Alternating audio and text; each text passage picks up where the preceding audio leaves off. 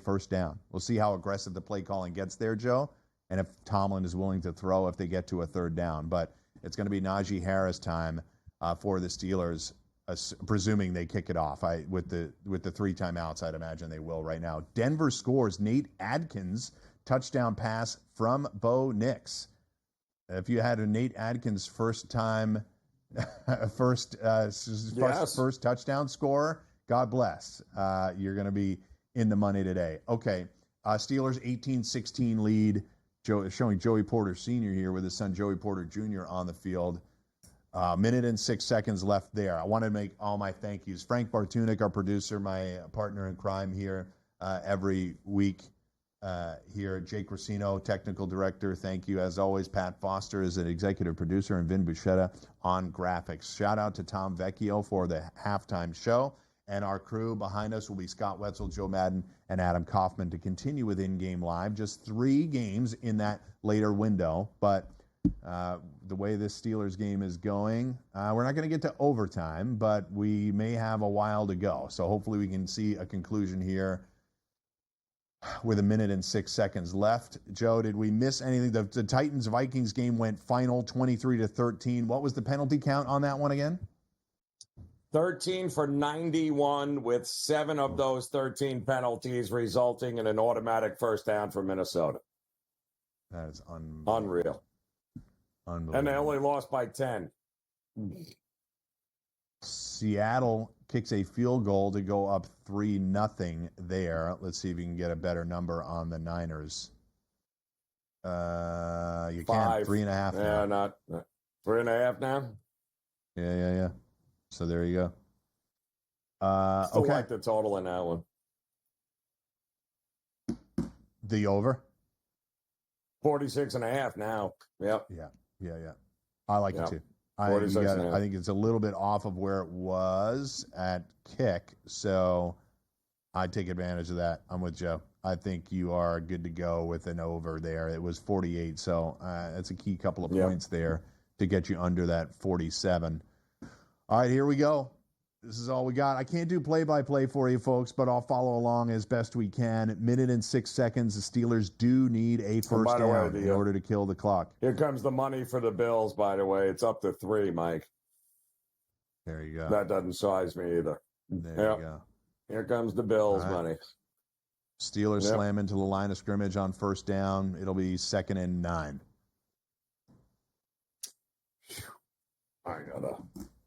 Steelers should be good to go here, right? I mean, Les Tomlin going to let Arthur Smith call a couple of play-action passes here? What do you think? Well, it's 2nd and 10. If you picked up 5 or 6 here on this next down, right, I'm okay with getting a little aggressive, but you're not going to go on 3rd and 9. You're just going to run it again. Run it again. Justin Fields is in at QB, by the way. Not Russell Wilson. Interesting. Well, it ain't going to be a pass, then. I can promise you that. You're damn right about that, buddy. There's no way he's going to be throwing the ball. Yeah. And he keeps it. Justin Fields around the end, and he slides before the first down marker. He slid too early. He had it. He had the first down. Yes, he did. He had much more than that. Yeah, he had much more than that. And the Steelers, other players, put their hands on their helmet because they knew he slid too early. Let's see. Yeah, he's short. Oh, he's way too early. He's almost 2 yards short. And he's pointing for a first down like he got it when he slid. If he dove, it's a first down, but he slid. And now this is the biggest third down of the year for the Steelers. And Fields knows he made a mistake now. He had it. Yeah, because it's where you start your slide too, right, Mike? Isn't it where you start your slide? Right. Oh, yeah, it's a full yard. He's still 2 yards short. Full yard. Yeah. Unreal. It's a full yard, but all right, the Steelers get a yard. They win the game. That's it. And Justin Fields is out now. Why wouldn't you leave him in? Just run that same play. Yeah, that was a terrible defense by Baltimore. I'm shocked with that. Yeah. Now you call the play action. Watch this. Steelers in I formation, and they call the timeout. Steelers calling a timeout on 3rd and 1. That is incredible that Fields did that. The game is over. The game was over. We just got 2 minutes to go here, folks. I think we're not going to make it until the end. We'll be able to call this. All right, Niners, just I want to update you on everything that is live. Chiefs and Bills about to kick off in 5 minutes. Seahawks kick a 52-yard field goal to go up 3-0. The Falcons are driving, pick up a first down here. 9 minutes to go in the first quarter there. 7-0. The Broncos have the lead. Broncos now laying 4.5. Niners laying 3.5. Here's the Steelers for all the marbles today, and it is into the line of scrimmage, and I think Najee got it. I think he got it. Barely. I think he got it too. And John Harbaugh calling timeout here. They're going to review it. I think he got it, but they're going to review it. Right. I think he got it, though. And if that's the case, the Steelers will kneel it out twice. Najee he had to have gotten it. I can't. Yeah. He did. It's close, but he got it. With that spot. Oh, they did have Justin Fields in on that play, by the way. They brought him back out. Oh, good. So they did like a musical chairs quarterback situation. Man, right? Right. Yeah. Because you got to account for That's right. Yeah, I mean, he can hand it off. Justin Fields is accomplished enough to be able to execute a handoff. So, all right. Did they officially get it? Are we in victory formation? I believe we are, folks. Thank you to my co-host, Joe Rainieri. I brought the towel for a reason. Good luck charm. Yes. Let's go. Let's go. We are in victory formation, barring anything drastic. The Steelers are going to get the victory as underdogs. Steelers, home dogs, Joe. He did it again. Boom. Love it. Go Steelers. Thanks, everybody.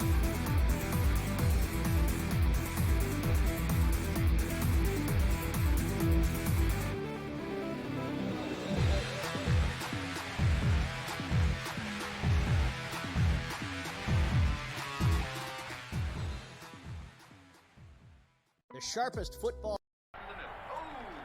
Your gut says Miami is going to win, and you should take the over. Your gut also said your NFC selfies would only go up in value. They didn't. But your head is on SportsGrid and knows the QB is in concussion protocol. The backup has a 45 QBR against the zone coverage. The New York D has the most sacks in the league. So yeah, trust your head. It's smarter to be on SportsGrid. There is going to be an energy to game time decisions that you will feel night in and night out. We're going to go through every single thing, and I've got a great team behind me that's going to help me get the job done. I want this to be the place that people come to. We are going to hit every single one of those markets that you need to know about. There is not going to be a better place, I promise you, than Game Time Decisions. We will have everything at our disposal, and we will use that to our advantage. I'm Kevin Walsh. Tune into Game Time Decisions from 6 to 8 p.m. Eastern on SportsGrid. Carlos Alcaraz has won the last 2 Grand Slam titles at the French Open on the clay and at Wimbledon earlier this summer. He enters as the favorite. You have a bunch of depth there. Francis Tiafoe, Ben Shelton. They will likely play in round 3. The winner would play Djokovic, most likely, which would be an incredible match. I like Ben Shelton as a sleeper. If Djokovic is hurt, you never know. I think Shelton's actually be the guy that gets hot. The conditions favor him. The Early Line, only on SportsGrid. The sharpest football contest show in the land, the Las Vegas Football Contest Show, focuses on Circa Sports Million, Circa Survivor, and the Westgate Super Contest, handicapping the games and releasing our contest picks every week of the season. With 2 former Super Contest winners, Brady Cannon and James Salinas, a former NFL player, Mike Pritchard, and over $1 million in contest prize money won combined, the Las Vegas Football Contest Show will have you prepared this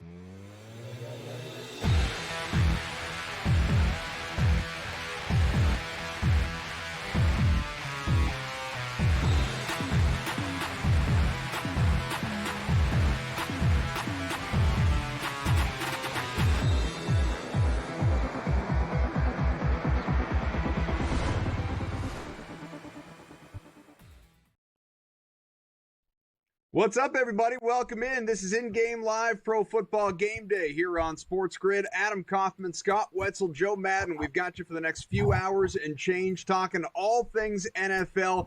Obviously, we will look back at what has already happened during the early window and some very exciting games, exciting finishes, and some blowouts that may or may not have surprised you along the way. Were the dogs barking again like they were last week? Well, not as much as they were, obviously, a week ago, but still, there were some threats, no doubt about it. And we have ourselves a very short late afternoon window, just a few games that we will be keeping tabs on and checking in on live betting opportunities and all of that, all that comes with it. But tell you what, at least on paper, we'll see if the reality bears it out as well. These are some very exciting games that we will be talking about these next few hours. But it all comes along with rooting for our wallets and with each other for that matter. So let's check in on some same game parlays.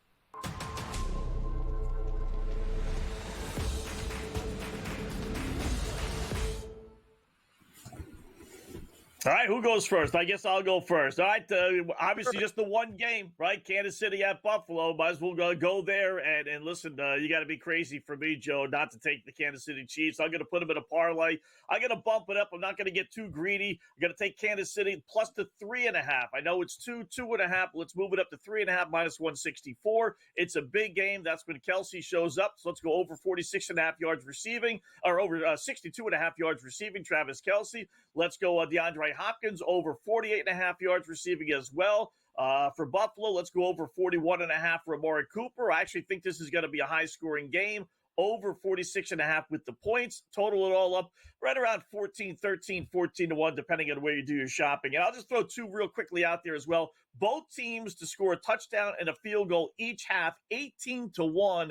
And then how about each team to score a rushing and passing touchdown each half, 140-1. Joe, what do you have? I love where you're going there, and none of my legs contradict you because we do both have same game parlays, of course, in the same game. I've got a 4-legger coming in at plus 32.73. I'm going big in this one. Now, I like the Kansas City Chiefs as well. This is a team that I do think if I stepped in front of them, bet the Bills, and they won again, I'd be kicking myself and asking myself why I never, or why I would step in front of Patrick Mahomes. So I'm not doing it in this one, but I'm also not going to put it inside the parlay because I do think we see Josh Allen really show up. I'm going to look at Josh Allen for over his rushing yards, 36.5. Now, outside of the parlay, I'm ulting that up to 50 plus. I have so much confidence in him to look like Superman out there on the ground. And then I'm going to look at Travis Kelce. Travis Kelce's been getting the looks as of late.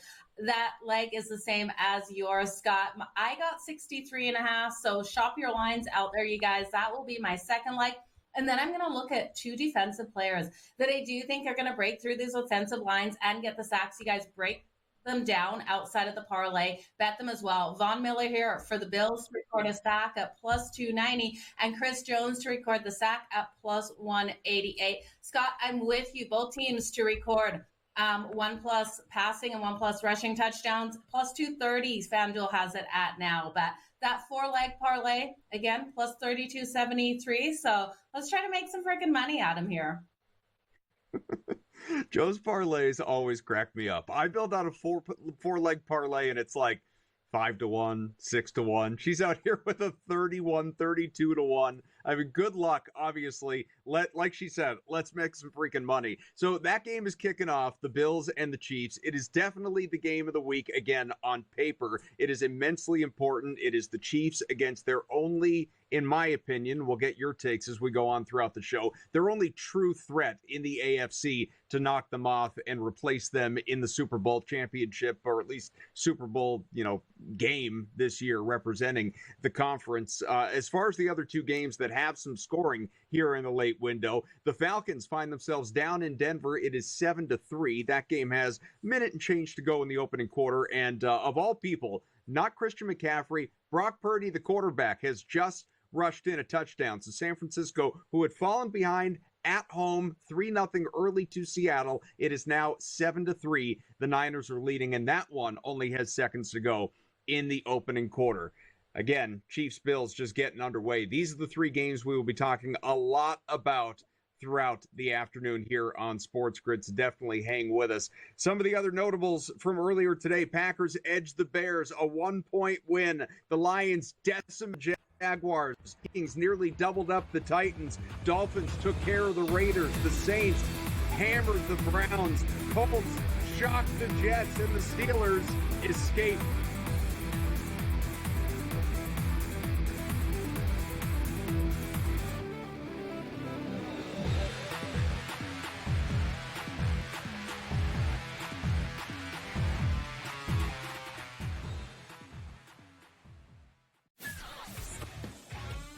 Together, both Davante Adams and Garrett Wilson had huge nights. Aaron Rodgers loves the two big targets, and he says if this is going to happen, going to be very tough on the defense to decide who they want to go after. Adams and this kid Wilson, I won't deny what they can do, but nobody else does jack.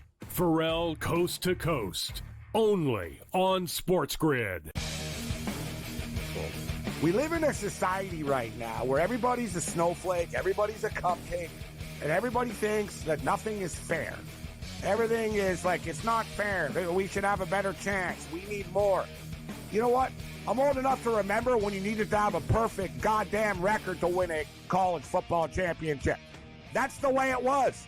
11-1, too bad. Sports Rage tonight, only on Sports Grid.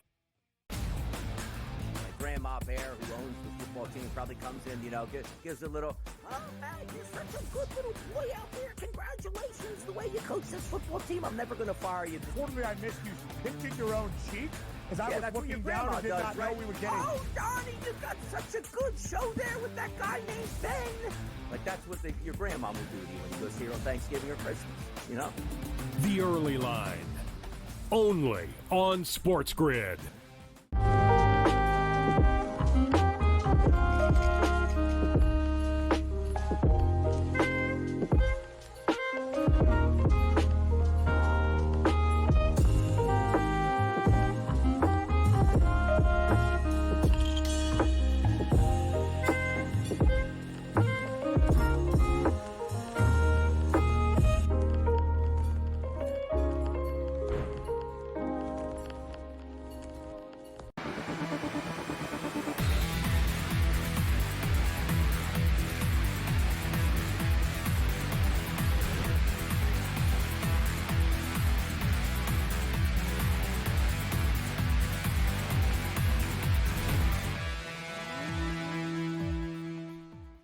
Hot start between the Bills and Chiefs, and by hot, I simply mean entertainment purposes. Patrick Mahomes intercepted by the Buffalo Bills, and so Josh Allen will have an opportunity with his somewhat depleted, injury-ravaged passing core, see what he's able to do. Obviously, there is no Keon Coleman today. There is no Dalton Kincaid. There is Dawson Knox, and a lot of people, given the Chiefs' weaknesses to the tight end position, looking over on his props today. It was sub 30 receiving yards, so not a real leap of faith to go over there with Dawson Knox, but we'll see if he ends up cashing it. Obviously, Amari Cooper, as we know, a little bit banged up. We'll see about Khalil Shakir, what he looks like, all of it. But where I want to start in talking about this game, and again, we are scoreless, minutes in. It's very early on here, Scott and Joe.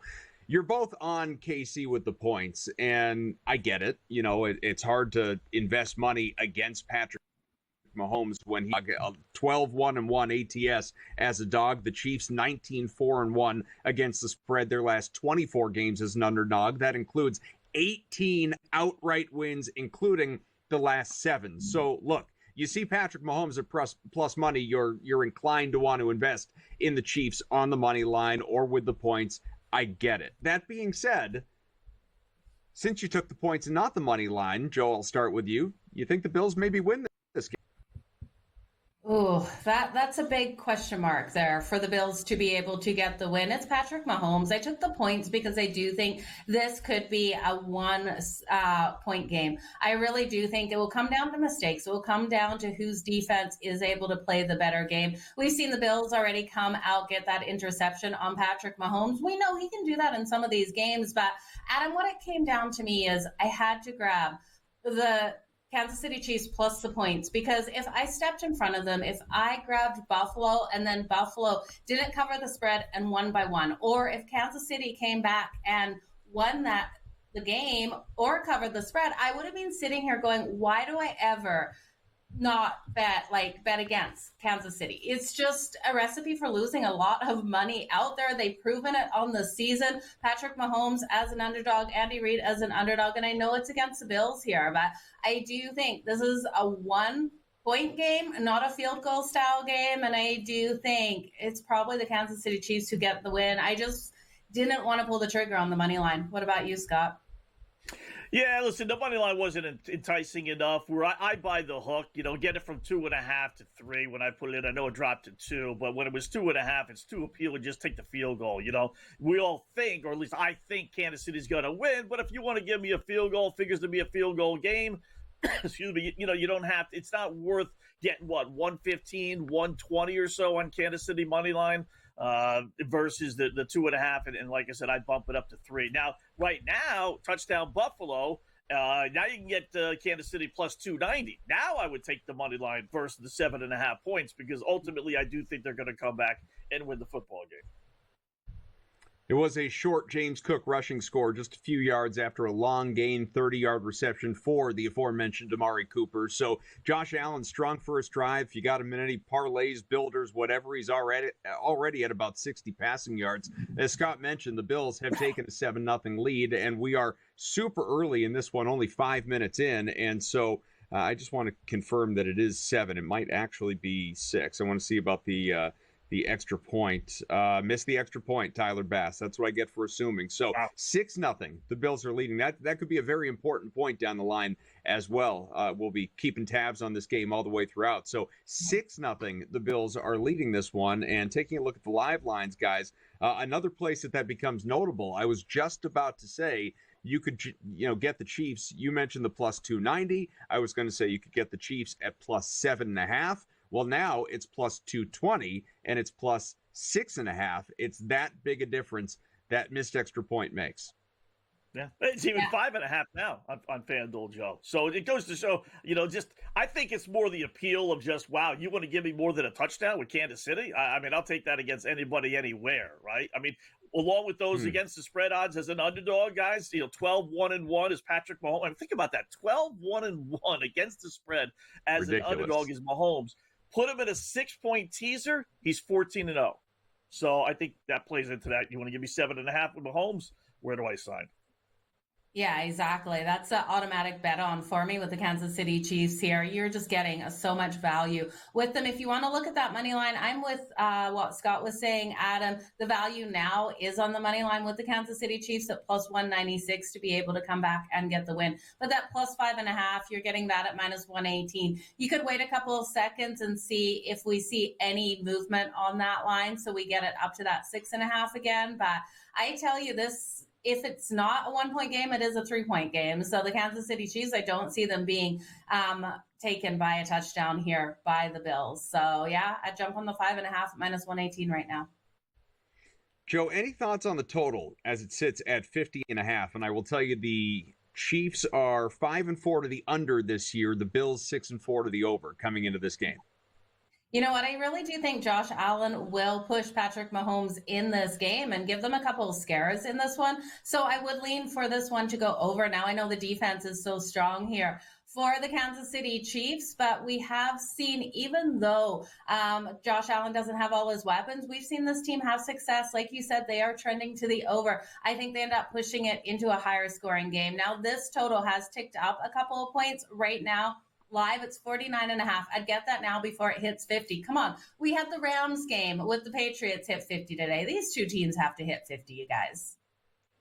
Yeah, I think it's going to be a high scoring. There's a lot of strong trends to the under if you want to go back the last couple of years with Kansas City, believe it or not, but not so much as you pointed out, Adam, this year. It's kind of like a 50-50 split, but I see a shootout. I don't know why. Realistically, there's no reason for it with all those injuries on Buffalo's side of the football, but they got the early start. If you want the over, I would think you would want Buffalo to be able to score their points. I mean, I'm pretty confident Kansas City's going to get there at least 20, right? So you want Buffalo to get 20, good start for them. If that's the case, it's probably probably going to go over 49.5. It's actually not that bad of a jump up, considering 46.5 to start the game, and it's already 6-0, less than 5 minutes into the contest. So I do think we're going to get the over. And a good little start to one of my parlays there as well. Oh, I like it. What about we'll overtime? Adam, I got to ask you, what about overtime? It's plus 1,700. We know these teams go back and forth with each other. Can we see overtime in this game? I think we can. I think at plus 1,700, definitely worth a sprinkle. Scott, what do you think? Yeah, I mean, listen, that missed extra point didn't help matters, but you got to figure maybe that can be made up with a 2-point conversion somewhere along the line. But it's not a good start to the over. But 17-1 in a game that figures to be a field goal game, Joe. Yeah, that's not a bad ticket to be having at the end of the game in a 3-point game. Joe, I'll direct this one to you here. Josh Allen. A lot of people, I saw a lot of commonality in people investing in Josh Allen's rushing prop today. He's yet to scramble so far in this one, just the one drive, obviously. It's just been James Cook 2 for 6. But what do you think of Allen going over, 30-plus rushing yards in this one? I love it. I actually put this in my parlay. The original number was 36.5. I'd take it to the over, whatever it's sitting at right now, you guys, because I did open this up to 50-plus rushing yards. If you can get that, pregame, that was coming in at plus 194. Josh Allen will have to put the weight of this team on his shoulders. We know he's missing players out there on the field. I do think he gets in the end zone as well. Him to get in the end zone is coming in at plus 135, you guys. It's Josh Allen versus Patrick Mahomes. Both of these quarterbacks will have to do their share and do a lot for their offenses out here, I do believe, Adam. Scott, any prop expectations in this game? We'll look at live opportunities later, obviously. It's very early. Right. Yeah, I threw this 2 out earlier. I really do think it's going to be a high-scoring game. 18-1 for both teams to get a touchdown and a field goal in each half. That's not too bad. And then we got each team to score a rushing and passing touchdown in each half. That's asking a lot, but for 140-1 in a game that I think is going to be played in the 50s, I like both of those.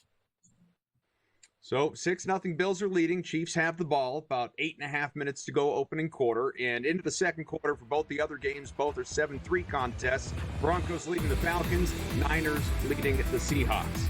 We'll keep you posted. We will return here on In Game Live College Football Game Day.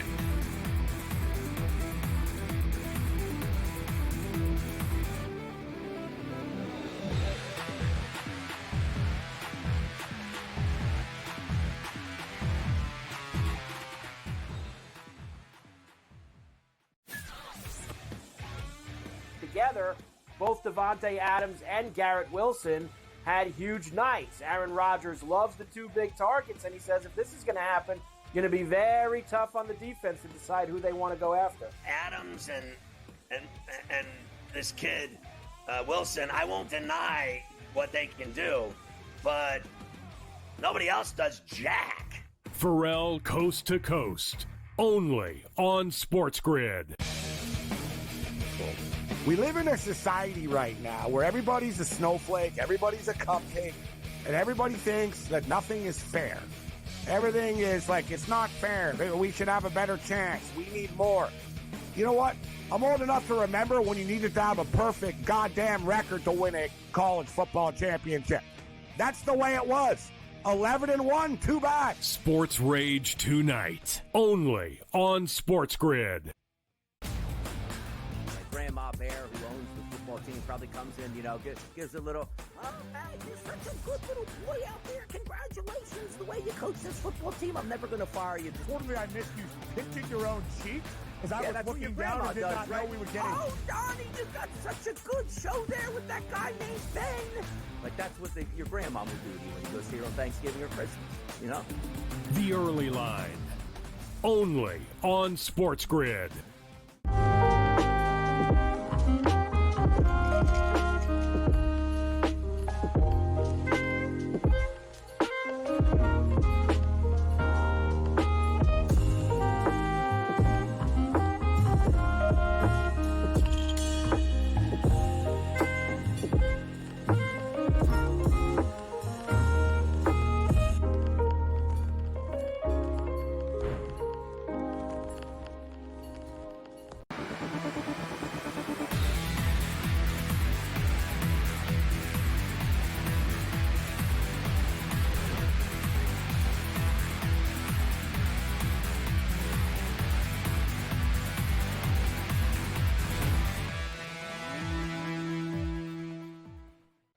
We are back. It is in-game live pro football game day, not college, Adam. That was yesterday. Get with the program. This program entirely focused on the NFL and the 3 games we have in progress. Plus, as we go on throughout the show, we will look ahead to Sunday Night Football. Interesting game to handicap in front of us. We will have Brady Cannon on with us to talk Bengals, Chargers. Well, I mean, really, we should just feature Joe. Joe is all about the Chargers. Maybe not tonight, but overall, lifetime, career, interest, all about the Chargers. We'll see if she feels the same way going against Cincinnati tonight, because that's a tight one. It's a virtual pick'em. And then we will clearly look back on some of what happened throughout the day today, including the Rams with a bounce back from embarrassment against the Dolphins and taking care of the Patriots in New England today to keep playoff hopes alive there for Los Angeles. There's a lot that we are going to get into, but figured I'd shout out the 2 LA teams together. We have 3 games in progress right now. 7-3 Broncos leading the Falcons, and with the ball, that game about 3 minutes into the second quarter. Seahawks have just gotten the ball back here in San Francisco, down 7-3 to the Niners, who of course entered this game as almost a touchdown favorite. And then the Bills have the ball again, leading 6-0 at home against the Chiefs. That is not 2 field goals. It's a James Cook touchdown and a missed Tyler Bass extra point. That game is only midway through the opening quarter. I mentioned the Seahawks-Niners, guys, and Joe, I'll start with you here. This is an interesting matchup. You saw these teams match up earlier this year. Niners, no Christian McCaffrey in that one. Still won the game by 12 points, and honestly, really wasn't even that close throughout the majority of it. That was some garbage points by Seattle to bring it closer. Seattle's story this year is basically you put them against bad teams, it's either close or they win or both. You put them against good teams and they get shellacked. We have seen double-digit loss after double-digit loss against quality opponents so far by the Seahawks this year. And I came into this one taking the Niners to cover and largely expecting the same thing. I don't know where you stood coming in on it or where you are right now, but I will tell you, you can get the Niners minus 6.5 and it's minus 114, so there's still some juice, but it's not heavily juiced. But you could jump in, alt it to double digits and get plus money on it. This is one I can't get there with. I'm looking at the Seattle Seahawks. I think they have every opportunity to get the win here. I just think you look at the 49ers, and yes, George Kittle, it looks like he is out on the field. We look like we are seeing Nick Bosa. Still unsure if we got Trent Williams, so I have to double check that. But this team, with so many players questionable coming into it, and yes, Brock Purdy was able to use his legs, get us that rushing touchdown on the board. That was coming in at plus 480. But I look here at the Seahawks coming off a bye, and I took them straight up on the money line coming into this game. I also looked at them plus the 5.5. Right now, they've been able to put another field goal on the board. So this is a 7-6 game. You're losing value on that money line, but they're plus 210 right now on the money line. I do expect this to be a higher scoring game. I did take it over that total. Live total right now is sitting at 44.5.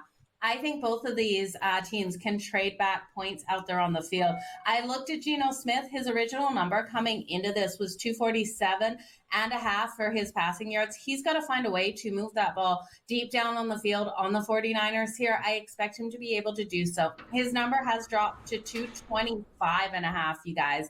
I absolutely love it. It's minus 115. He's already got 56 passing yards out there. Now, if you want to look at Brock Purdy, his number is 223.5. Not completely in love with that, but I would look at DK Metcalf here for the anytime touchdown. DK Metcalf for his live anytime touchdown coming in at plus 300. So I think he can get it done. Christian McCaffrey is going to get in the end zone. That line has dropped. It was almost 2-1 to your money coming into the game. It's minus 110 right now, you guys. Scott, what are you liking?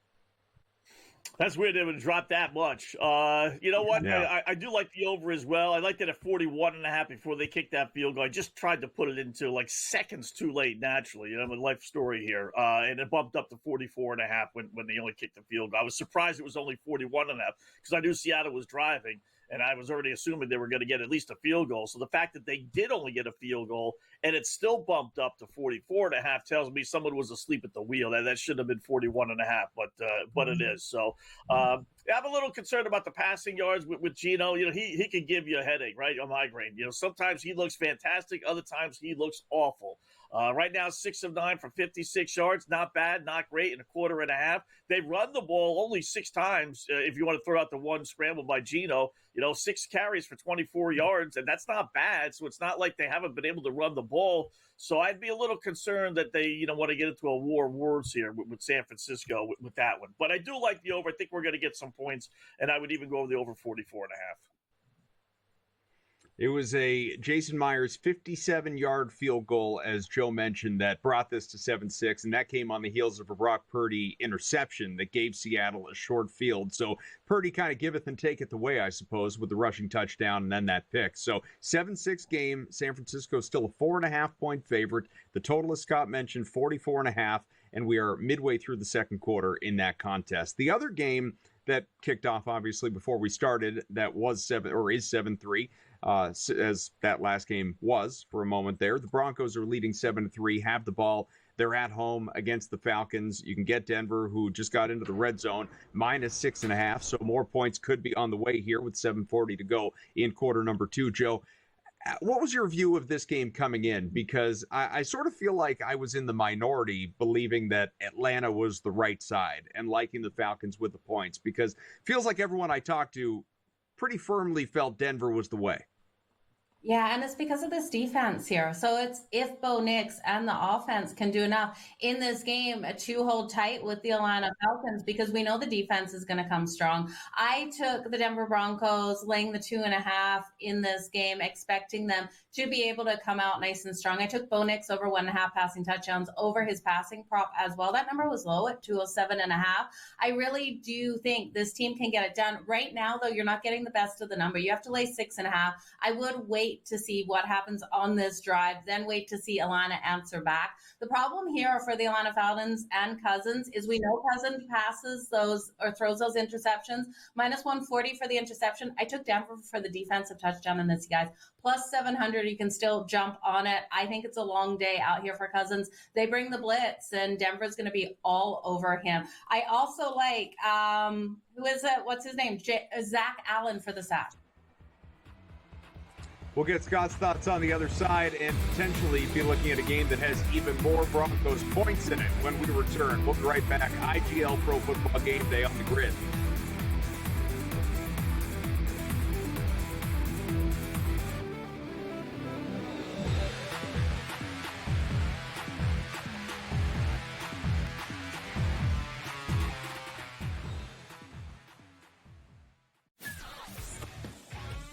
Together, both Davante Adams and Garrett Wilson had huge nights. Aaron Rodgers loves the 2 big targets, and he says if this is going to happen, going to be very tough on the defense to decide who they want to go after. Adams and this kid, Wilson, I won't deny what they can do, but nobody else does jack.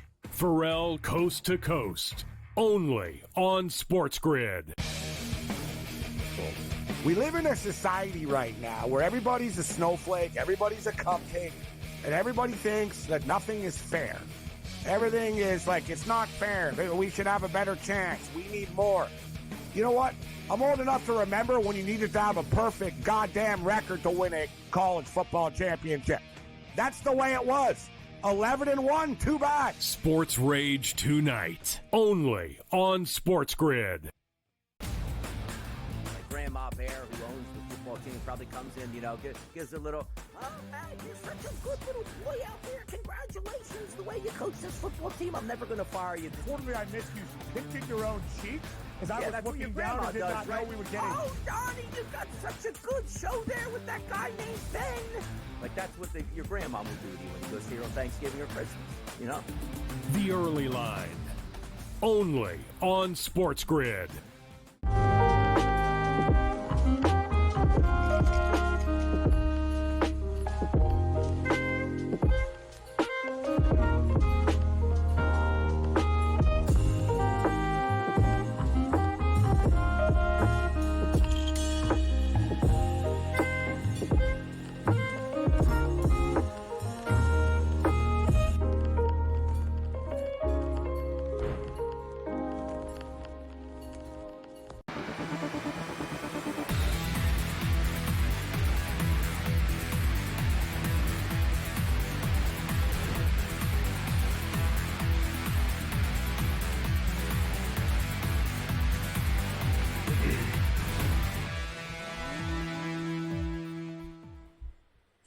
We are back, and the Broncos, they are emphatically back. Another touchdown, as we kind of expected once they got themselves into the red zone. 14-3, Denver all over Atlanta at home. 6 minutes and change to go in the opening half. It was Javonte Williams with a rushing score, 14 yards. He is 5 for 32 on the ground right now. Bo Nix, to his credit, he's slinging it. 11 of 12, 112 passing, has himself a touchdown, a near perfect QB rating. He has been excellent and really spreading the ball around as well. Mims, Williams, Sutton, Vele, all these guys, 20-plus receiving yards in this game. For Atlanta, it's basically been Bijan Robinson, and that is it. 25 yards rushing, 29 yards on 3 catches receiving, and a 14-3 game. As mentioned, Denver is leading this one. Long way to go, Scott, but the Broncos are in control.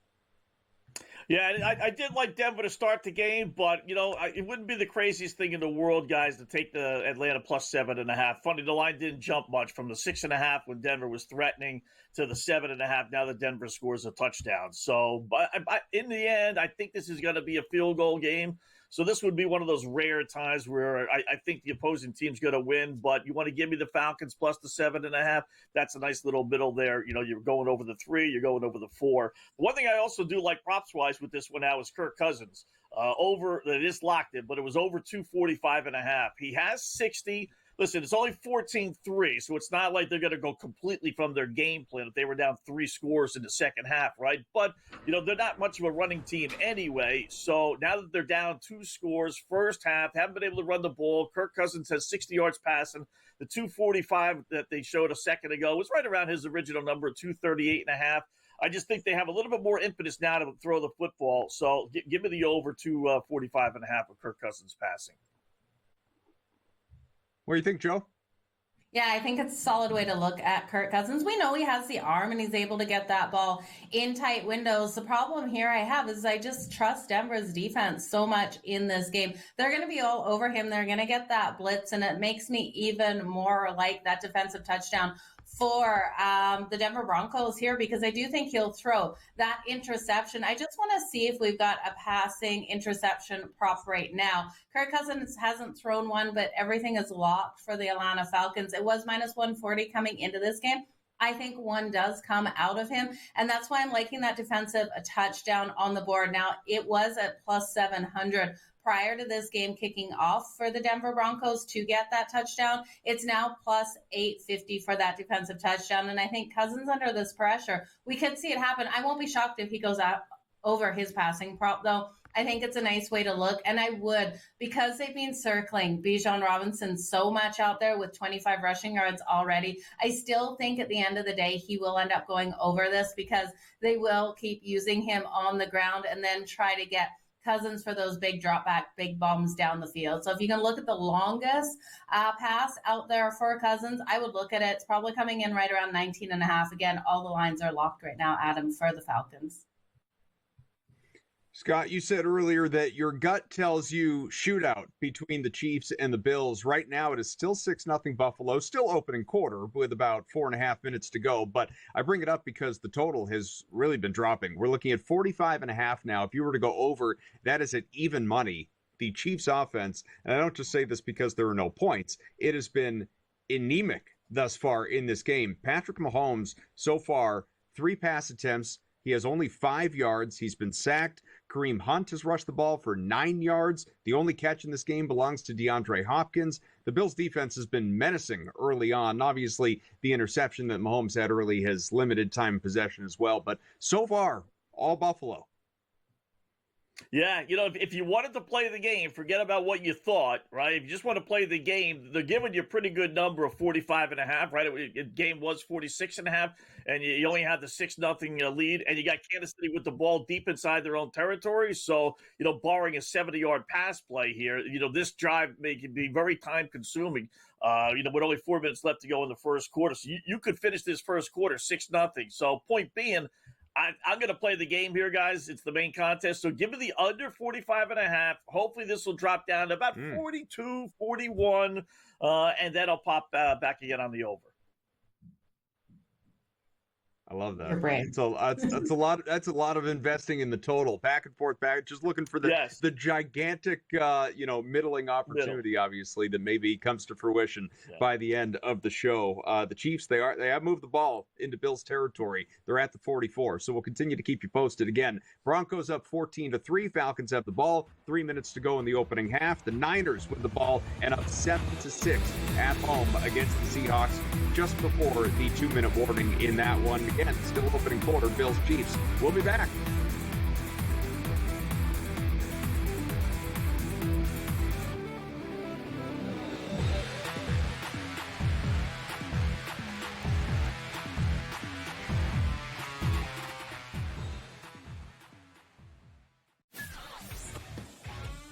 Together, both Davante Adams and Garrett Wilson had huge nights. Aaron Rodgers loves the two big targets, and he says if this is going to happen, going to be very tough on the defense to decide who they want to go after. Adams and this kid Wilson, I won't deny what they can do, but nobody else does jack.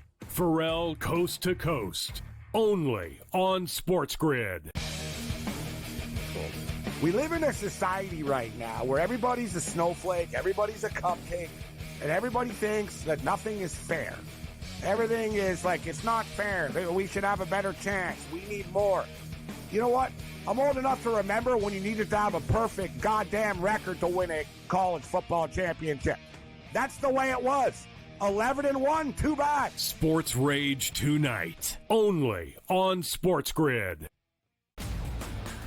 Grandma Bear, who owns the football team, probably comes in, gives a little, oh, man, you're such a good little boy out there. Congratulations, the way you coach this football team. I'm never going to fire you. Totally, I missed you pinching your own cheek as I was looking down and did not know we were getting. Oh, Donnie, you got such a good show there with that guy named Ben. Like, that's what they do duty when he goes here on Thanksgiving or Christmas, The Early Line, only on Sports Grid.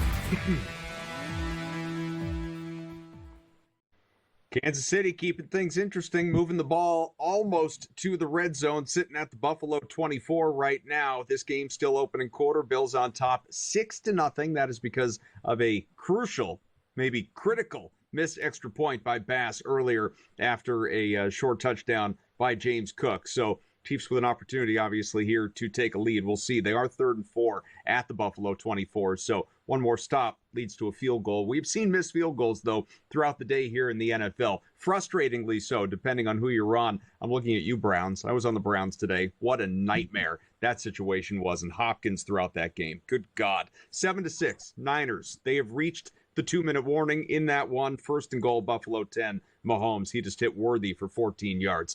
That game is less than a minute to go in the opening quarter, by the way. So Niners, again, sitting just before the half. Low-scoring game. I don't really know what I expected in terms of the total coming into this one. It probably wasn't 13 points at halftime, though. Again, we are looking at the Niners leading 7-6, but they are inside the Seattle 40, so potentially some points on the way before the break here, Joe, for San Francisco. What were your expectations with respect to the total coming in? Yeah, respecting the total coming in, I really did think this one went over that total. I expected both of these quarterbacks to be able to move that ball nicely here on the defenses. I think Geno Smith, after they struggled in that first matchup versus the 49ers, I expected them to come with a better game plan here, Adam, being able to put those points on the board in this game. So I looked at the total. I believe it was right around that 48 point and thought it was too low. And I'm willing to reinvest in the over 40.5 right now. You're getting plus 102 Daniel Chu. On that, I do think we'll see both quarterbacks end up having success in this. I know we're so deep into this game. 2 minutes left here in that first half, but I think there's a possibility that the 49ers will tack on more points. They are, though, 2nd and 24 on Seattle's 48-yard line, so they need a big play here in this one. It looks like Seattle must have made a big stop because Chris Jones out there making not a spectacle of himself, but he's sure having quite the dance out there on the field for getting his sack, I believe he got. Yeah, I tell you, every time we get ready to buy into the San Francisco team, all right, the Samuel's back, McCaffrey's back, you think you're going to get the San Fran team we've seen over the last couple of years facing the Seattle team that they've owned 6-0 straight up, 5-1 against the spread the last 3 seasons, including a win earlier this year, without some of their main guys. And then they'd have a performance like this. I mean, 7-6 final minutes of the first half at home.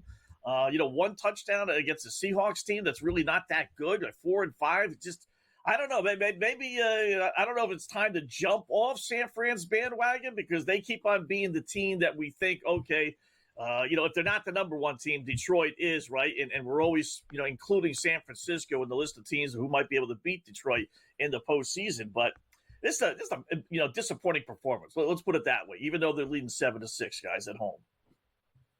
Well, it's a very important game for the Niners today. They've obviously dealt with a lot of injuries, continue to, for that matter. Brandon Ayuk is out for the remainder of the year, as we know. George Kittle's not playing today. They just got CMC back last week, and so that's huge. Deebo Samuel has largely been a non-factor so far in this game, and I want to talk more about him because that is shocking given this matchup and his history against the Seahawks. But when you look at the NFC standings, factoring in obviously today's action already and what was a very big Rams win for them in New England, you now have these 2 teams that are sitting just a half game apart, 8-9 seeds in the NFC, so just outside of that top 7, which would be playoff teams, as we know, with the expanded format.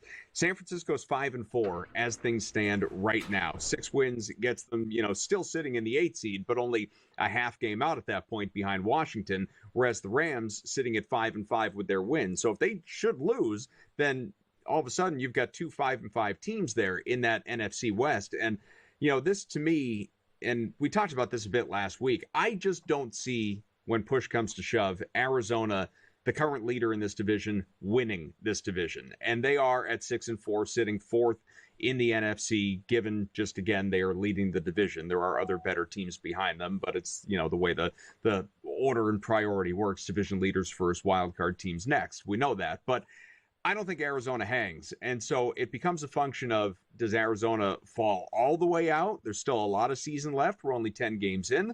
Do they fall out just enough to maybe still be a wild card team? Can San Francisco and LA still both make the playoffs? Mathematically, clearly that is a possibility. But Scott, I'll kick it right back to you here. What is your expectation just looking at it right now in terms of who wins this division and how many of these teams do get into the postseason? Yeah, you look at their schedule. I'm not a big Arizona fan, and I'm certainly not a Kyler Murray fan. I am not. But they are 6-4. Seattle looks like they're going to be mediocre. That's who they are. San Fran is the one that you think can rise up, right? I think ultimately you got to get at least 2, or you got to get 3. Really, that's the question. I don't think you will. Although you look at Arizona's schedule, Adam and Joe, it's not that difficult. If they can find a way to beat Seattle next week on the road, that's the monster. That's the separation game. That's where if you're a really good football team, Arizona, you find a way to win that game because that, for all intents and purposes, would eliminate Seattle. Then they got at Minnesota, another tough one, right? But then after that, Seattle again at home, so maybe you get a split out of those 2. New England at home should be a win. Carolina on the road should be a win. At LA and at San Francisco. So it's not overly difficult. It's not easy by any stretch, but you got those 2 gimme games there, New England and Carolina. So you should be able to win those. That gives you 8 wins. If you can get 2 more wins out of all those others, and I think they're good enough to do that, 10-7 might get it done in that division this year. And I think it certainly will get them in the postseason. I think it'll be them and San Francisco making the playoffs. Yeah, I'm completely with you on that, Scott. You look here at the Cards, and they've surpassed what I thought. Their defense is actually playing strong, and you got to tip your hat to Kyler Murray and how he's been able to connect with some of his wide receivers out there and move the ball down the field. Now, I said Chris Jones before. It was Draymond Jones out there for the Seattle Seahawks who got that sack. So good to see. And then I don't know if you guys saw, but Worthy did get a touchdown here for the Kansas City Chiefs. We're looking at that extra point. What did come into play? They were able to get it. So this is a 7-6 game here. Kansas City now is still the underdog, even though they're up 7-1. They're plus 1.5 or minus 104 on the money line. You missed the best of the number, though, you guys. This number went up to 6.5, 7.5 out there. So that totals jumped back up to 49.5. What do you guys think? Are you impressed with what you saw, Adam, out of the Kansas City Chiefs on that drive? No, I wouldn't say that. Just because, it's not like I was sitting here saying the Bills are going to shut out the Chiefs. Mahomes was going to figure it out eventually and lead probably multiple touchdown drives. It becomes a question of, I don't know that we're going to get a shootout. I know obviously we were talking about that earlier, but I do think we're going to get points. I don't think we're going to land in the teens in this game. And so, who ultimately is stronger in the end? Mahomes was going to take his team downfield, and credit to Worthy for, as you said, getting that score, because he's not the focal point in that offense. It's Hunt out of the backfield. It's obviously Kelsey, who's been awesome since Rice went down. It's Hopkins since his acquisition. So Worthy, this opens up some opportunities for him to get involved. And so has been a big part of multiple drives at this point in time and is stacking up some yards. But the reason the Bills are still favored, Joe, is because Kansas City scored. It's a 1-point game, and they're kicking the ball back. And now Josh Allen, an MVP candidate, gets an opportunity of his own. So we'll see. I think it's going to be a fun game. I hope it's going to be a fun game. What I did want to ask both of you about, we may have to pick it up on the other side, is in this Niners game, which again is currently a 7-6 contest that 49ers are leading. Seahawks have the ball. We're inside 2 minutes left in the opening quarter. Is Deebo Samuel going to wake up and be a part of this thing? I know he's getting a little more attention with no George Kittle, but he so far has 2 catches for 9 yards. That is it. This is someone who historically, in a half dozen matchups with Seattle in his career, has averaged well over 100 total yards rushing and receiving, and most of those catching the football. And so far, milk carton in this one. You can get in-game on Deebo. It's not even 40 yards for his receiving prop. What are Joe and Scott's thoughts when we come back?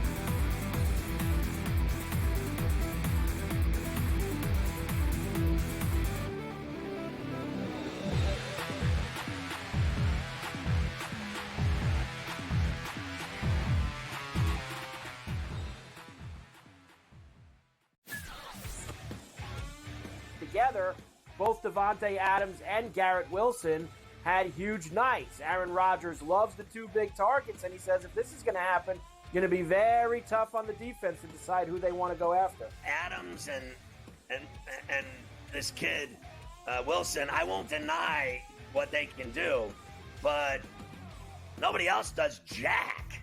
Pharrell Coast to Coast, only on Sports Grid. We live in a society right now where everybody's a snowflake, everybody's a cupcake, and everybody thinks that nothing is fair. Everything is like, it's not fair. We should have a better chance. We need more. You know what? I'm old enough to remember when you needed to have a perfect goddamn record to win a college football championship. That's the way it was. 11-1, too bad. Sports Rage tonight, only on Sports Grid. Grandma Bear, who owns the football team, probably comes in, gives a little, oh, hey, you're such a good little boy out there. Congratulations, the way you coach this football team. I'm never going to fire you. Told me I missed you pinching your own cheeks? Because I was looking down and did not know we were getting... Oh, Donnie, you got such a good show there with that guy named Ben. Like, that's what your grandma would do to you when you go see her on Thanksgiving or Christmas, The Early Line, only on Sports Grid.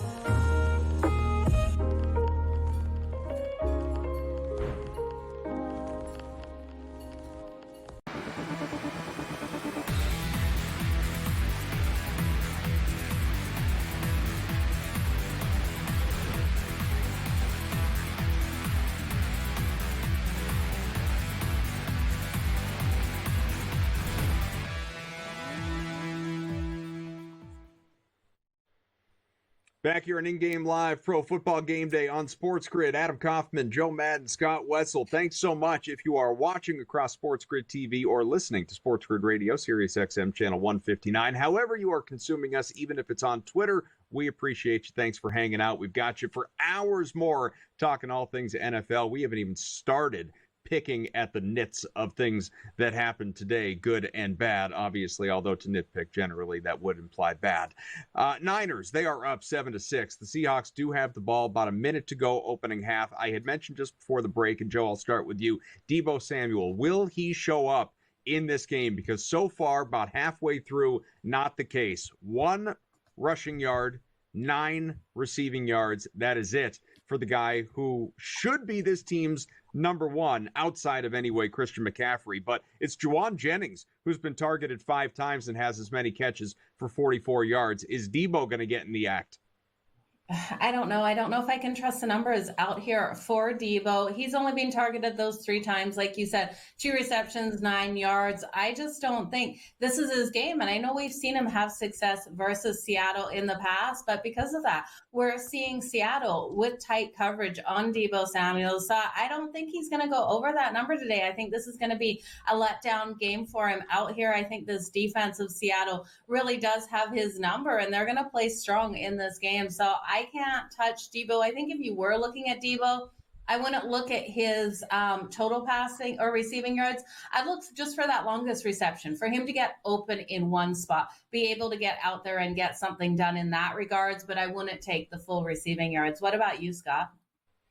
Yeah, I would. You know, he's played 4 games without Ayuk, and the 4 games he's done pretty well. You know, I know he's not doing it right now, but if you look at the targets, 6 targets, 7 targets, 12 targets, 13 targets in the 4 games he's played, including twice this year.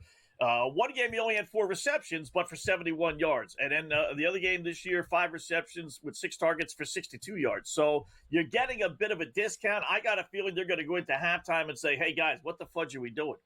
We got our second best offensive player, and we're not getting him the football. So whoever designed this offense for this week, you know, let's find a way to get him open and get him the football. So I think those numbers are pretty low right now. I think you're getting a discount, and I would. You know, just a funny little scene here. I was watching the Kansas City Buffalo game, Joe, while you were talking, right? So they made a pass to Knox, the tight end for Buffalo, about 20-plus yard, yeah, good game, right? Shoved out of bounds, just barrels, and I mean just barrels over a cameraman. This poor guy had no chance to get out of the way, right? So he does help him up. You know, I'll give him credit for that. But as he's helping him up, you know, this poor guy could be dead, and there's Dopey Knox worried about giving the first down signal. I mean, you're 10 yards out of bounds. You nearly killed a guy. Don't worry about the stupid first down signal, will you please? I mean, it's amazing how these players, the egos of these players, can they just shut it down? Can they just have a nice 20-yard pass play without signaling a first down? We get it. Anyway. My little tangent. If you were out there on the field, Scott, I'm sure you'd do the same thing, right? You'd be like, I nearly killed a guy. Not if I nearly killed a guy. I mean, watch to play this guy. This poor guy got barreled over, right? He's looking in his camera. He doesn't realize or he doesn't have time to react, right? I mean, so when you do that, you know, again, he did help the guy up. I get that. But I just thought it was funny that he was that concerned that he helped the guy up, but then a second later, he's signaling first down, 10 yards out of bounds. Get back to the huddle, will you please? It's not a touchdown. You're in the second freaking quarter. Anyway. Brady Cannon's going to join us a little bit later on, help us preview Sunday Night Football, share his thoughts on what we've seen so far today as well. But one of the things that when he and I were doing the show last night here on Sports Grid, I mentioned a trend that I didn't ultimately bet, but I was very intrigued by, and that was in this Broncos-Falcons game. Broncos 8-2. To the first half over this year. Falcons games averaging 29 first half points. The total coming into this one, 22.5. Of course, 29 opening half points. 22.5. I bring this up because right now, the Broncos and Falcons are sitting at 20, 14-6 Denver leads with 30 seconds left opening half and Denver in the red zone. As long as they don't screw this up, and I mean not even get a field goal, that bet cashes. Some of these trends are obviously worth paying attention to. I don't know how much you lean into stuff like that, Scott. A lot. I didn't know that one. That's pretty good. And you know what? Denver just scored a touchdown. So 21-17 6. It went over. Wow, that's a pretty good one because Denver's, a naturally under team, especially at home. I didn't realize that. So that's pretty good. Now, this also helps our, I would think anyway, because we got 25 seconds left. I don't know if Falcons will do anything, but it does help our over passing yards prop. But I don't generally, Adam, get into the halves so much. I know Kansas City's a monster second half and fourth quarter under team dating back to the last couple of years. But I did not know that one with Denver. And I don't, every once in a while they'll put a sprinkle on something like that. Why not? Yeah. Well, like you said, 21-6. Yep. Go ahead, Joe.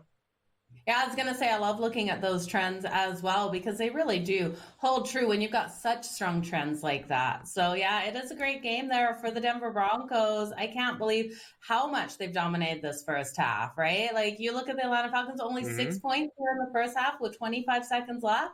That's pretty impressive here for Denver. Can they hold on, you guys? Because the spread is live at 11.5, minus 125. They're 2.5-point favorites coming in. It's a lot of points here to grab Atlanta plus them. Look at Nick's numbers, man. He's getting better and better. He really is. I did like him coming out of college, but I was a little worried the first few games. But 17 of 19, 192 yards, 2 touchdowns. The guy's 3-0 against the spread, straight up and against the spread as a favorite heading into this game. Well on pace to make it 4-0. So it's not just, games where maybe someone's not taking him seriously. He's getting the job done in games where you're supposed to get the job done. Like I said, he's getting better and better as the weeks have gone on for Denver. You want to know what's crazy, you guys? Going into this, Bo Nix passing prop was 207.5, minus 110 to the over, and over 1.5 passing touchdowns was plus 148. So hopefully you guys catch that over 1.5 passing touchdowns. It looks like he's nicely going to fly over the 210. Yeah. I'm not going to sit here and say Bo Nix isn't improving. Obviously he is, and I would hope he would over the course of half a season, but it's a very soft defense on the other side. That's an awful secondary that he is playing against today. Credit to him, though. He's exploiting it. We've seen a lot of people screw up that situation as first-year players. We'll return.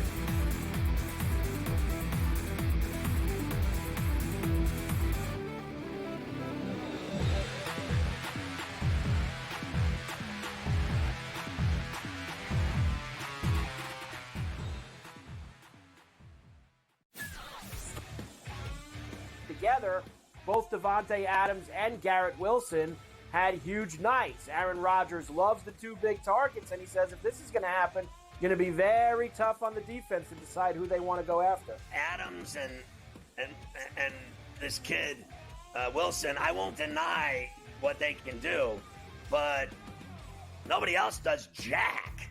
Pharrell Coast to Coast, only on Sports Grid. We live in a society right now where everybody's a snowflake, everybody's a cupcake, and everybody thinks that nothing is fair. Everything is like, it's not fair. We should have a better chance. We need more. You know what?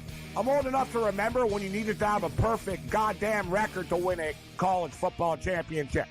That's the way it was. 11-1, too bad. Sports Rage tonight, only on Sports Grid.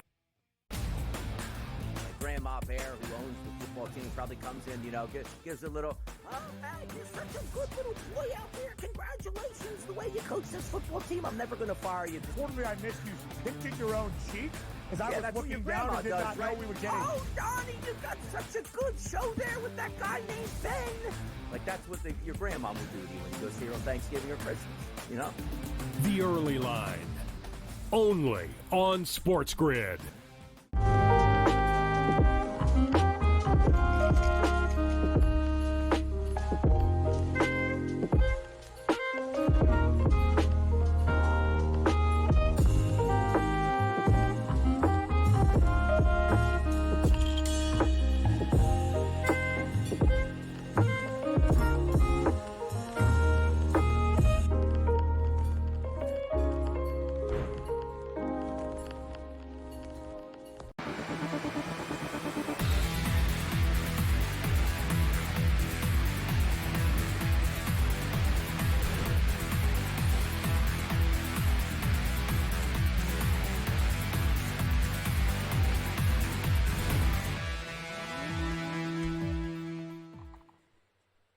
We are back, and the Bills, they are back in front of the Kansas City Chiefs. About 10 minutes to go in the opening half, so a long, long way to go in this contest between two of the Titans, not only in the NFL, but obviously specific to the AFC. The Bills up 13-7, second rushing touchdown of the game for James Cook. So if you went with a couple of scores, the two-touchdown, multi-touchdown game out of James Cook, cash that ticket. He has already done it here about 20 minutes into the ball game. Josh Allen, 124 passing, has started to scramble. He's got a few rushing attempts for 7 yards. Amari Cooper, 2 for 55. Khalil Shakir, 2 for 26. And the script being written that Patrick Mahomes seemingly going to get back to throwing the ball a little bit more. He is 6 of 9 for 71 passing. Chiefs will get the ball back. We were wondering when that touchdown happened, will the Bills, lean into the analytics, go for 2 here, try and, make up for the missed extra point earlier, make it a 7-point lead. They didn't. Bass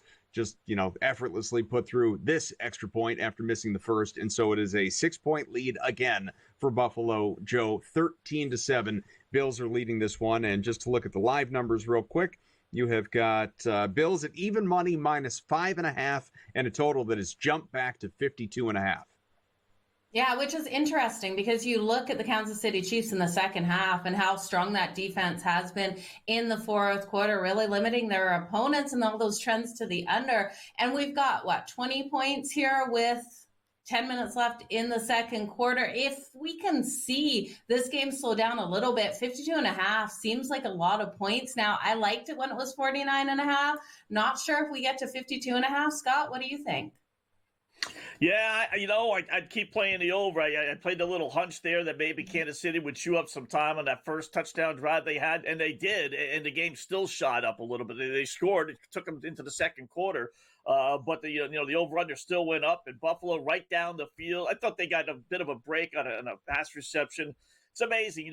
They basically, officials now say if the ball's touching your fingers, it's a catch, when in reality, it's really not a catch. But that said, they got credit, gave them first and goal, played later, touchdown Bills. So I thought it was going to be a shootout. We had the defenses, play well the first couple of drives, but ever since then it's been back and forth. So I would go over the 52.5. I mean, you got 20 already. You got 10 minutes left, as you said, Joe. First half, you're going to get more points clearly in this first half, right? So chances are very good you're going to be at least halfway there. So I would go over 52.5. Oh, Mahomes just tried to air it out down the field. His receiver, though, doesn't look like he got both feet in bounds there. But that would have been a huge pass down the field.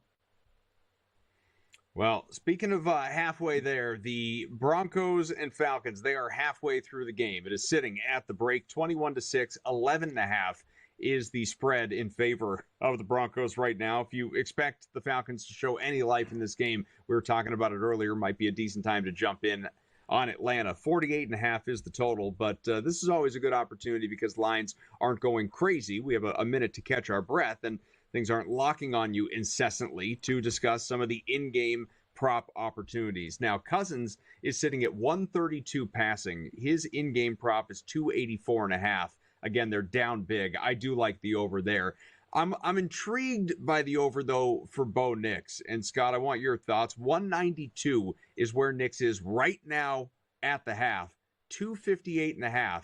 It just becomes a question of, does Atlanta show enough life to where Nix feels like he has to keep throwing the ball? Yeah, it's not that many, right? It's 70 yards, basically. It's hard to say 192 one half and not 70 the next. I think Atlanta's going to make a game of it, but it's kind of a double-edged sword. If they make a game of it, then Denver's going to try and throw the football and score some more, right? But if Atlanta's making a game of it, that's because Denver's, not doing anything offensively. So then how are you going to accumulate the yards, right? So figure out which side you like. But it's tempting enough. I got to do it. He's got 192, as you said. How many changes can they actually make? I think Atlanta's going to be in this game when everything is said and done. Football, all these games come down to the fourth quarter. So long story short, Adam and Joe, yeah, I'll take the over 257.5.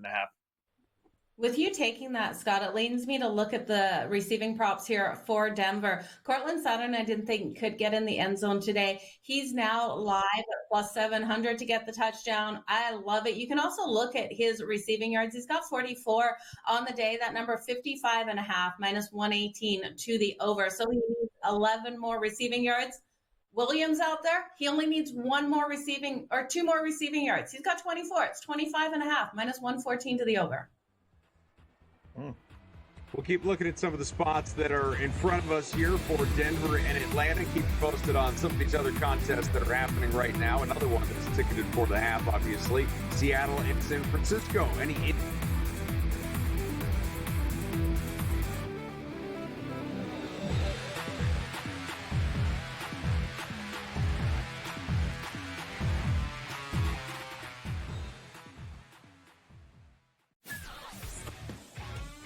Together, both Davante Adams and Garrett Wilson had huge nights. Aaron Rodgers loves the two big targets, and he says if this is going to happen, going to be very tough on the defense to decide who they want to go after. Adams and this kid Wilson, I won't deny what they can do, but nobody else does jack. Pharrell Coast to Coast, only on Sports Grid. We live in a society right now where everybody's a snowflake, everybody's a cupcake, and everybody thinks that nothing is fair. Everything is like, it's not fair. We should have a better chance. We need more. You know what? I'm old enough to remember when you needed to have a perfect goddamn record to win a college football championship. That's the way it was. 11-1, too bad. Sports Rage tonight, only on Sports Grid. Grandma Bear, who owns the football team, probably comes in, gives a little, oh, man, you're such a good little boy out there. Congratulations. The way you coach this football team, I'm never going to fire you. Totally, I missed you pinching your own cheek as I was that's what your looking down grandma and did does, not right? know we were getting. Oh, Donnie, you got such a good show there with that guy named Ben. Like, that's what your grandma would do to you when you go see her on Thanksgiving or Christmas, The Early Line, only on Sports Grid.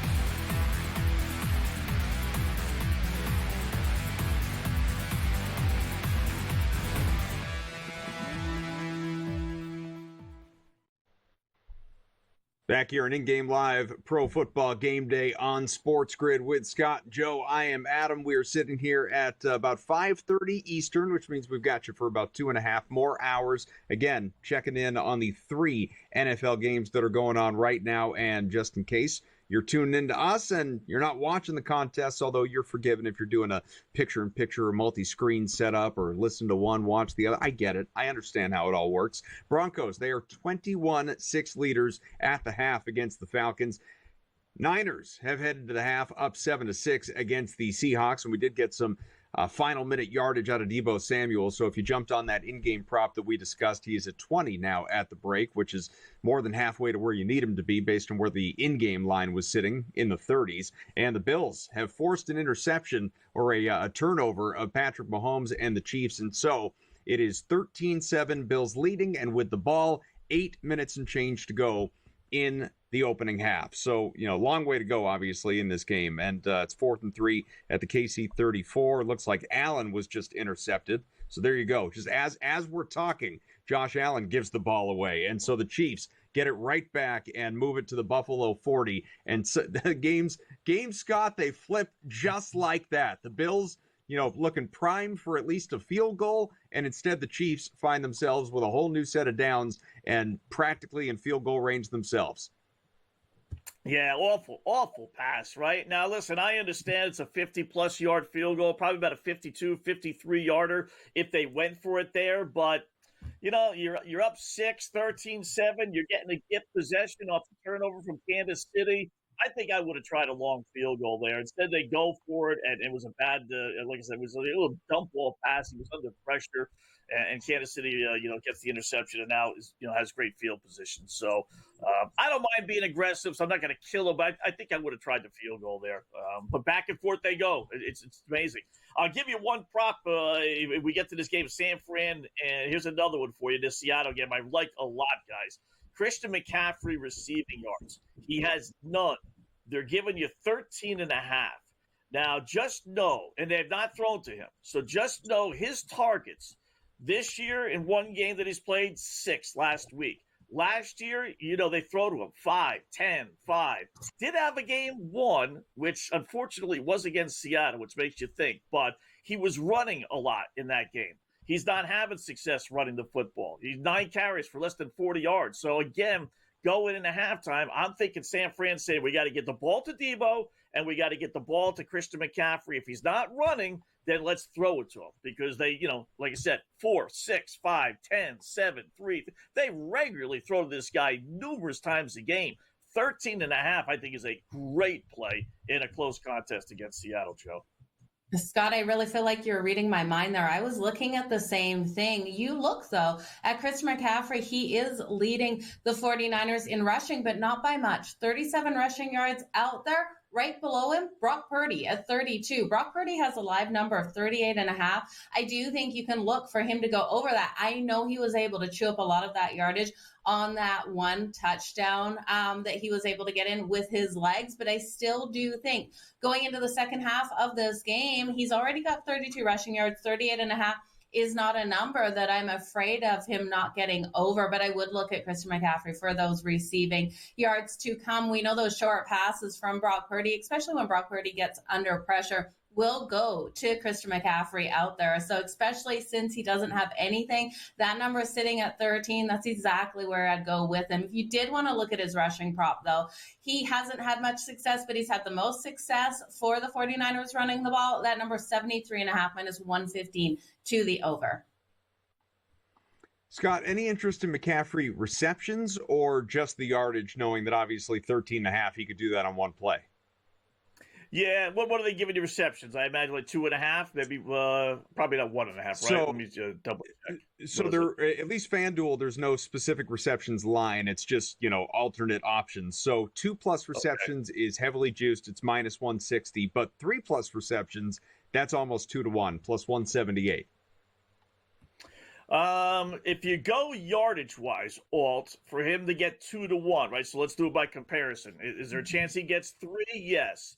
Will he get 25 yards, which is plus 225? Could he get that in 2? I think he would probably get it in 3. So if you're thinking along those lines, Adam, which is a good thought, I would rather have the 25 yards or more at plus 225 than the 3 receptions or more, because I don't think. I mean, listen, he could get 3 receptions and, just be tackled at the line of scrimmage. But I think there's a better chance he gets 1 for 20 yards, another one for 6 yards, and then boom, there's your 26 yards, and there's your 2-1.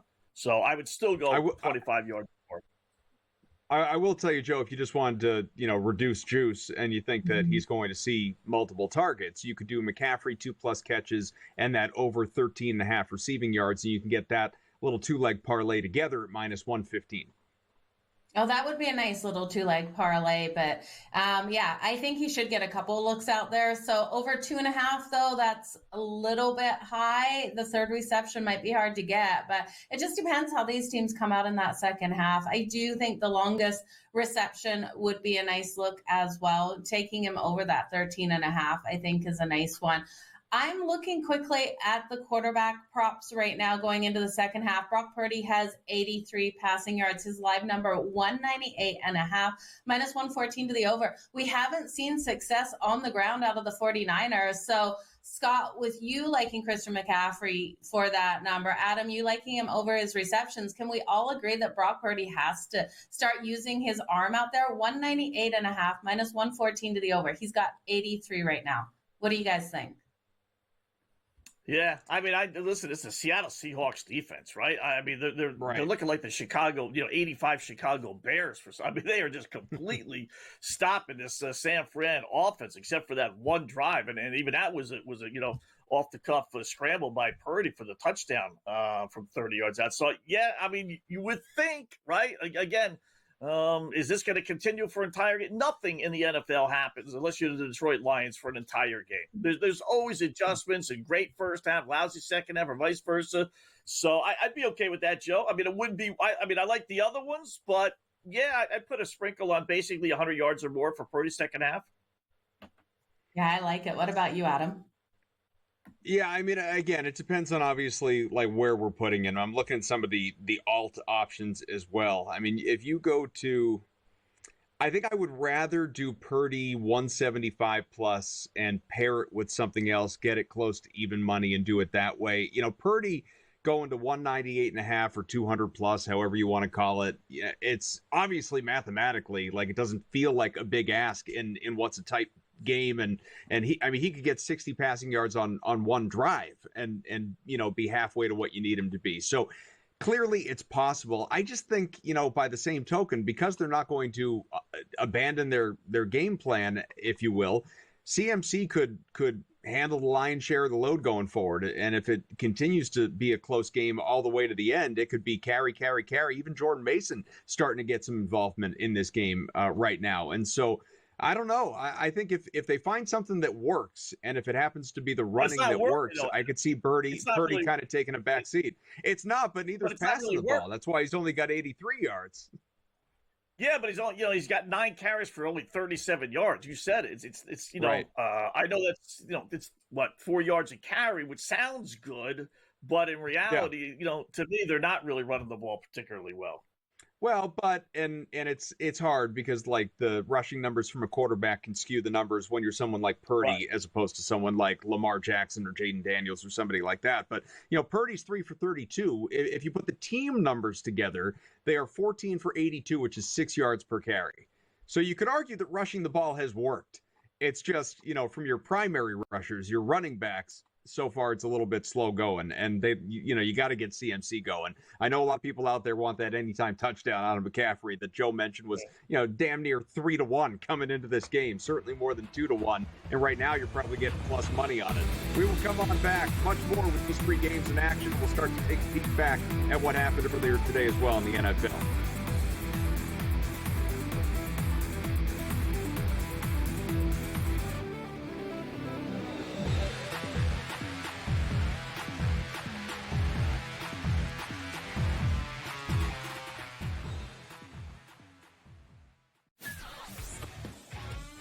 Together, both Davante Adams and Garrett Wilson had huge nights. Aaron Rodgers loves the 2 big targets, and he says if this is going to happen, going to be very tough on the defense to decide who they want to go after. Adams and this kid Wilson, I won't deny what they can do, but nobody else does jack.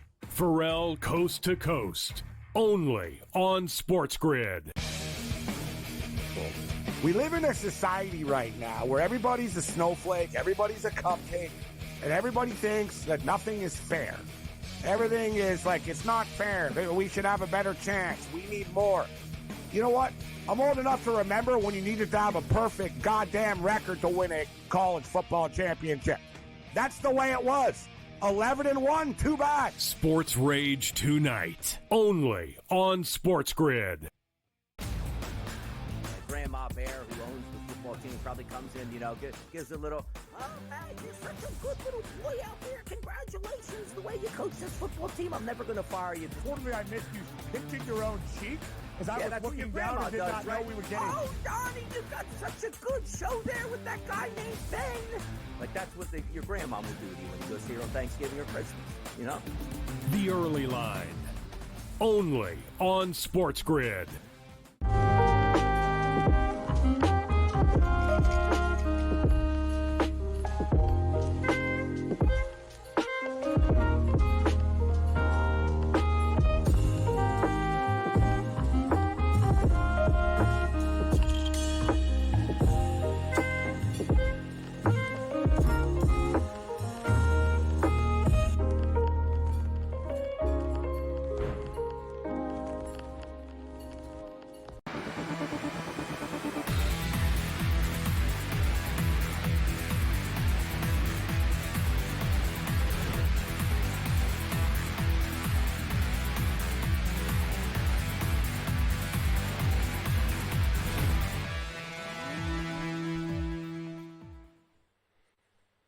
Back here in-game live Pro Football Game Day on Sports Grid, 7-6. The Niners are leading Seattle with the ball, I believe, to start off half number 2. And so these, so we'll keep you posted on all things happening here across these 3 games. Broncos have the ball with a commanding lead, 21-6 against the Falcons early in the third quarter, only about a minute and a half in.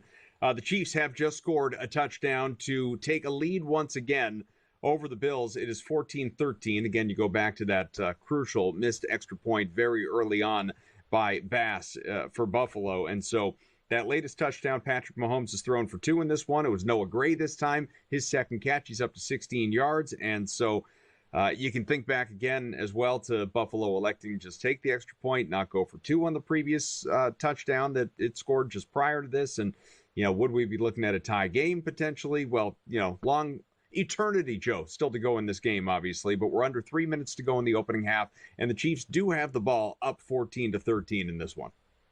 Yeah, it's going to be interesting with them getting the touchdown on the board if the Buffalo Bills will be able to put some more points on the board. Scott, you called it. You liked the total when it was 52.5 to the over. It's up to 54.5. How high are you going to go in this game, Scott, though? Because you're expecting those points to come.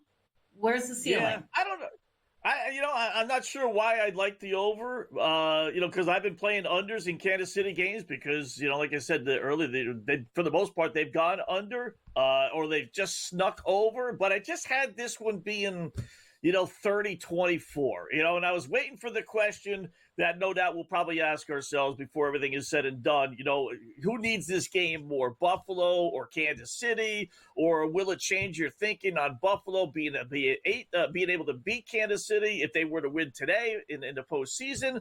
I just saw a shootout. I just said, you know what? This is Buffalo's one shot at glory. They got the division all locked up already. Realistically, they're playing for nothing. If they lose this football game, their last 5 games are worthless. They're not going to get home field advantage. And really, it's amazing, how their season just basically ends until the postseason starts. So because of that, I thought we'd have just an up and down game. Josh Allen, no doubt, circled this game. Kansas City knows it's a big game. So long answer to your question, Joe. Sorry about that. But we got 3 hours. Why not? I would go over, we do this on Saturdays, right? I would go over again. I think we're going to get more points out of Buffalo. They got 3.5 minutes left.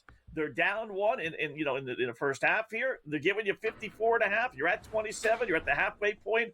I'm guessing at least a Buffalo field goal here to be 16-14 up, maybe a touchdown. So I'll go one more time over 54.5.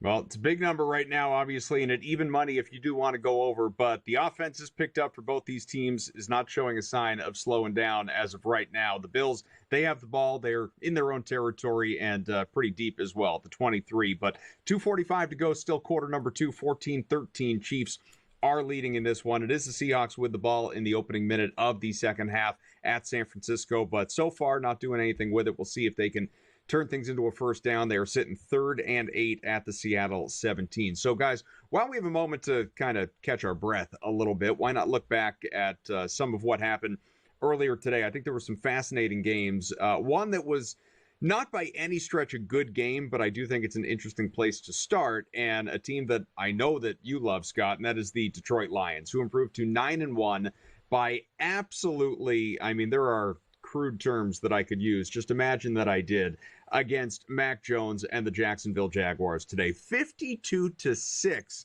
they took down Jacksonville. This was a spread that was 13.5, 14 points going into it. I was talking with Brady on the show last night, and I kept saying how much I love the Lions to cover, and I would not, in my wildest dreams, have, imagined a 46-point win. I certainly wouldn't have, alted up to, Lions by 40 points, as well as that would have paid out on obviously. But I said to Brady, I really like the Lions to cover that number. Coming off of the, 5 interception game out of Jared Goff. They're back home. It's Mac Jones and that awful Jaguars secondary on the other side. Where's the offense going to come from? Who's going to slow down Detroit? Great spot for Jahmyr Gibbs. I'm on Ross St. Brown, as touchdowns in 7 straight games, now 8 today, obviously. And he came back, and Brady gets a lot of stuff right. But Brady said, I'm not saying I want to invest in the plus 14, but I'm not sure I can quite get there laying the number with Detroit. And I said, Brady, I would not invest in the plus 14 with your money. That is how much I hate that number and how little I respect the Jacksonville Jaguars. It came to fruition today. Detroit, we talked about it last week, as poorly as the Lions played and still finding a way to win that game, may apply again to the Chiefs today, who had a similar kind of win, outlasting the Broncos, the blocked field goal at the end of regulation last week. Great teams just find a way. This, Scott, was not finding a way. This was announcing to everybody, this is who we are. We'll see you in the Super Bowl. Yeah, you had two teams in my eyes today, Adam and Joe, that were in bounce-back spots, even though one of them, Detroit, won. That they were in a bounce-back spot, which is why I love laying the 14-2. It was our best bet on the day, just because Goff played so horribly. The 5 interceptions, right? Now, they won, but you know he wanted to come out flying, and you had the perfect patsy. He throws for 400 yards, 4 touchdowns. Yeah. I mean, everybody who's anybody on Detroit scored. So if you had any Lions fantasy-wise, you did well. And then you had Mac Jones, who's now 4-16 against the spread as an underdog. Yeah, that's even including last week's cover. There was just no way. In fact, there's a site that allows you to put a 13-point teaser in. I took Detroit at pick'em, or -0.5, versus taking Jacksonville at 26.5, just because I figured something like this today could happen, Joe. Yeah, it was the incredible matchup here for Detroit, coming off that terrible game, coming out here versus Jacksonville Jaguars team that has absolutely struggled on the season. I altered them to 19.5 points, laying that, and I wish I took it even deeper. That was almost 2-1 to our money. But right before we start talking here, I just wanted to let everyone know Geno Smith did throw an interception. 49ers got the ball back. And the 49ers are driving it down the field right now. So we'll see if they're able to convert off that mistake by Geno. Good. Get it to Debo, move the chains, and then a CMC touchdown. Yes. And we will call that the perfect drive. Perfect. The perfect drive. That's what we need. San Francisco up 7-6. A couple minutes into quarter number 3. We will return here on In Game Live Pro Football Game Day.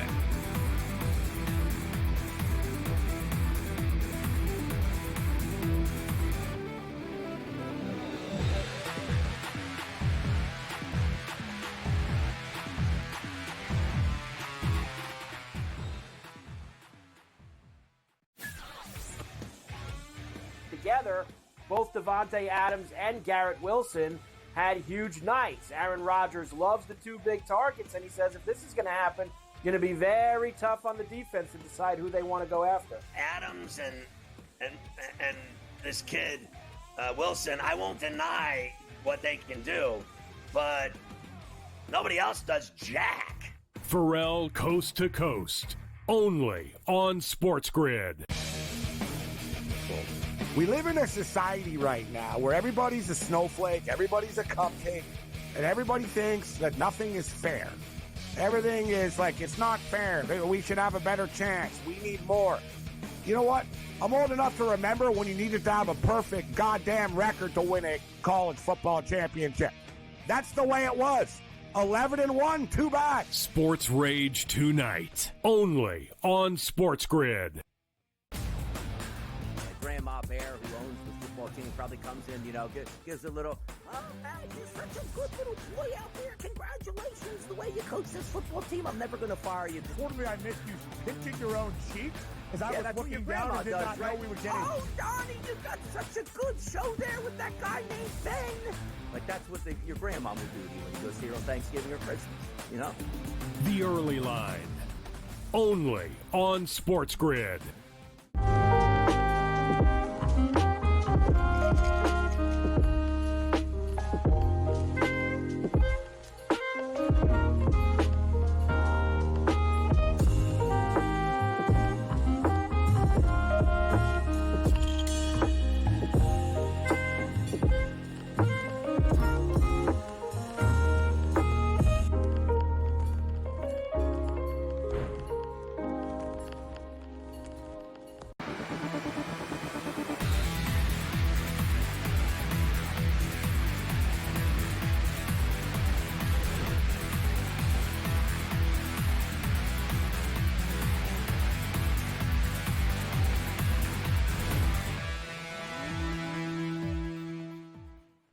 Back here in Game Live Pro Football Game Day here on Sports Grid. If you're watching Sports Grid TV, we appreciate you listening. Sports Grid Radio, Sirius XM at channel 159. Thank you there as well. And Twitter, we see you out there. People still using Twitter? I hope they are. People keep migrating to this blue sky thing, whatever it is. Hang out with us on Twitter. That's where I'm going. I'm not leaving. I'm not leaving Twitter. I can't be scared off of Twitter. I'm sticking around. Stay with us here, obviously. We're going to peek around at some of the games that happened earlier. Already talked about the at least in part, the Lions' decimation of the Jaguars, 52-6.